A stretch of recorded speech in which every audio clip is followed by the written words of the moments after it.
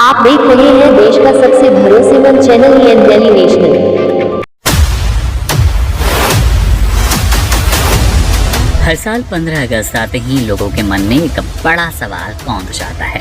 इस बार भी भारत स्वतंत्रता दिवस का कौन सा वर्ष मना रहा है?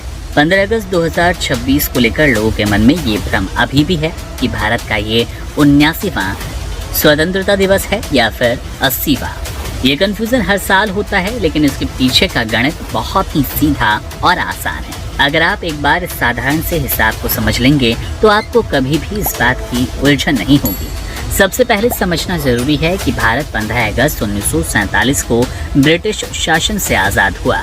जब 15 अगस्त 1947 को देश आज़ाद हुआ तो उस दिन भारत ने अपना पहला स्वतंत्रता दिवस मनाया। इसके बाद 15 अगस्त 1948 की तारीख आई, जब देश की आज़ादी का 1 साल पूरा हो गया और दूसरा स्वतंत्रता दिवस मनाया गया। इसी क्रम में आगे बढ़ते हुए हम 15 अगस्त 2026 की बात करते हैं तो दो अलग अलग बातें सामने आती हैं। पहला तरीका है स्वतंत्रता दिवस के कार्यक्रमों की संख्या गिनना। चूंकि पहला स्वतंत्रता दिवस 1947 में ही मना लिया गया, इसलिए अगर हम 1947 से लगातार गिनती शुरू करें तो 15 अगस्त 2026 को भारत 80वां स्वतंत्रता दिवस का जश्न मनाएगा, यानी ये देश का 80वां स्वतंत्रता दिवस है। दूसरा तरीका है आज़ादी के पूरे हुए सालों की गणना करना। जब ये हम देखते हैं कि देश को स्वतंत्र हुए कितने साल बीते, तो हम साल 2026 में साल 1947 को घटाते हैं। इसका नतीजा 79 आता है।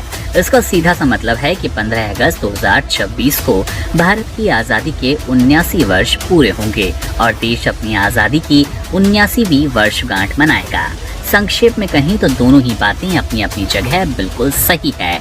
अंतर केवल इस बात का कि आप समारोह की कुल संख्या गिन रही हैं या फिर आज़ादी के बीते हुए सालों की। 15 अगस्त 2026 को देश अपनी आज़ादी के 79 साल पूरे कर रहा है और 80वां स्वतंत्रता दिवस मना रहा है। 15 अगस्त का दिन हर भारतीय के लिए गर्व से भरा होता है, क्योंकि इस दिन भारत ने लगभग 200 सालों के ब्रिटिश शासन से आज़ादी पाई। ये दिन उन अनगिनत स्वतंत्रता सेनानियों के बलिदान को याद करने का अवसर है, जिन्होंने देश को आज़ाद करने में अपना सब कुछ न्यौछावर किया।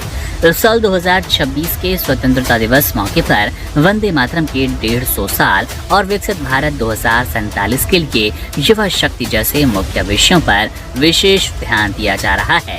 बहरहाल, अगर अभी भी आपके मन में कोई कंफ्यूजन है तो कमेंट बॉक्स में अपनी टिप्पणी जरूर कीजिएगा।